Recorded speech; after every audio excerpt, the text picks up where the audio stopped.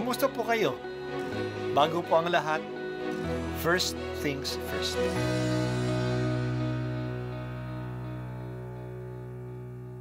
Good morning po. Sinisimulan po natin ngayon ang first things first. At dito po, tinatalakay natin sa unang bahagi ng umaga natin ay ang first readings na binabasa po sa banal na misa. Ito pong tinatalakay natin kasi madalas po marami na tayong alam tungkol sa gospel readings. Pero konti po ang nagsasalita sa first readings. Pero ang first readings, bahagi din po yan ng Biblia, ng banal na kasulatan. Kaya susubaybayan po natin ang mga first readings, basahin po natin at kuminsan kailangan ng basahin ng 2 o 3 beses bago maintindihan kasi hindi po tayo familiar sa mga istorya at sa mga kaisipan na tinatalakay dito. Ang pagbasa mula sa aklat ni Propeta Ezekiel. Noong mga araw na iyon, bumalik kami ng anghel sa pintuan ng templo. Sa ilalim nito'y may agos ng tubig papunta sa silangan. Ang templo ay paharap sa silangan. Ito'y nagmumula sa gawing timog na bahagi ng templo, sa gawing timog ng altar. Lumabas kami sa pintuan sa gawing hilaga at iniligid niya ako papalabas sa pintuan sa gawing silangan. Doon ay may mahinang agos ng tubig mula sa gawing timog ng hagdanan.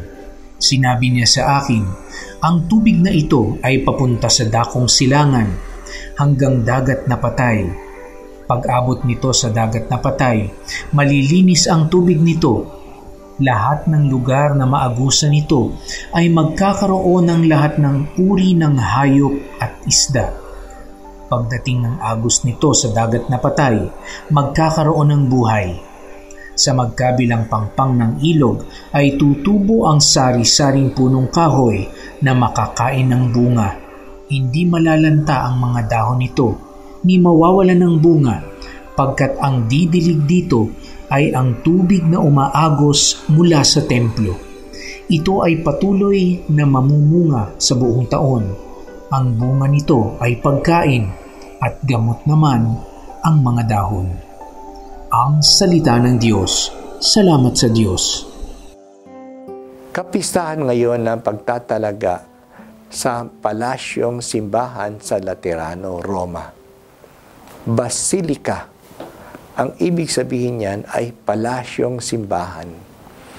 Palasyong simbahan kasi malapalasyo ang laki noon.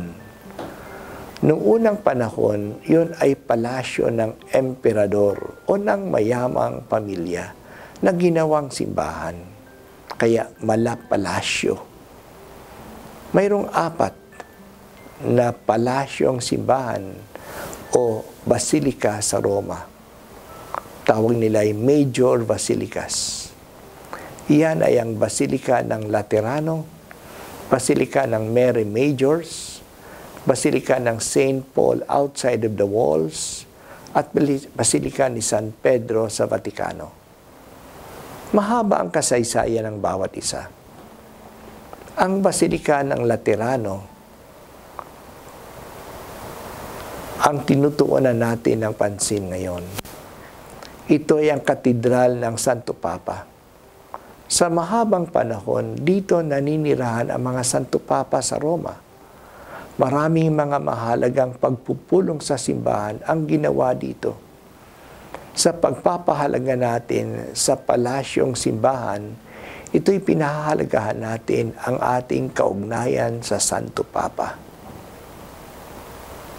Ipinagdiriwang sa simbahan ang pagtatalaga ng isang mahalagang building tulad ng cathedral upang ipaalaala sa atin na tayo ay ang templo ng Diyos. Ang templong bato ay panlabas na tanda ng ating pagiging templo ng Diyos bilang sambayanan. Ang templo ay ang lugar kung saan matatagpuan ang Diyos.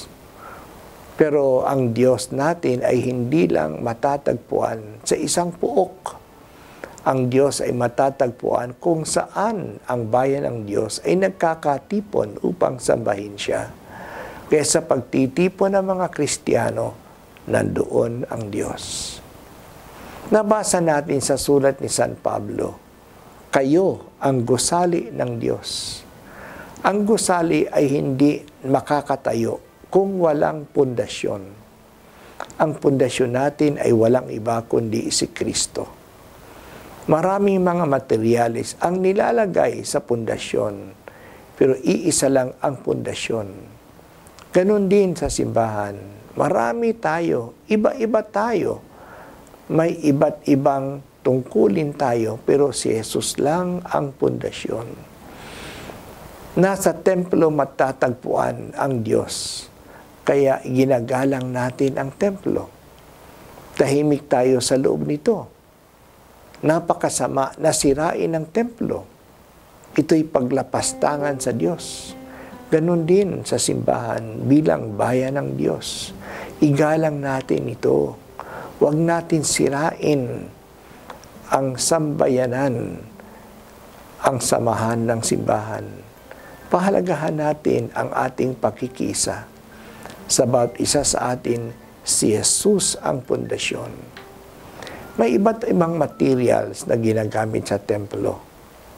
Anong materials ba ako sa templo ng Diyos?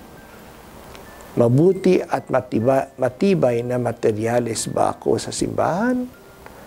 Nagpapaganda ba ang presensya ko sa simbahan? Ako ba'y isang materialis na tatagal o isang materialis na madaling anayin o masira? Dapat natin tandaan na hindi tayo nag-iisa sa simbahan. Kasama natin ang iba. Tulad ng isang gusali, iba't ibang materialis ang pinagsasama-sama. Sana maayos na materialis ako at ako'y nakikiisa sa iba.